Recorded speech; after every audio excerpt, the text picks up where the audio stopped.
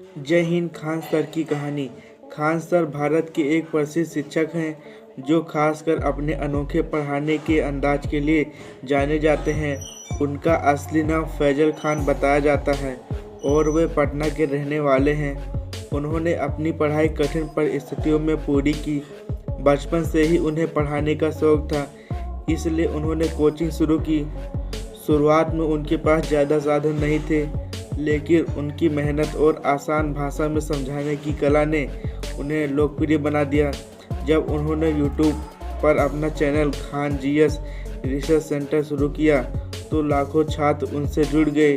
वे कठिन विषयों को भी मज़ेदार और आसान तरीके से समझाते हैं। आज खान सर लाखों छात्रों के लिए प्रेरणा है। उनकी कहानी सिखाती है मेहनत और लगन से कोई भी इंसान सफलता पा सकता है। जय हिंद।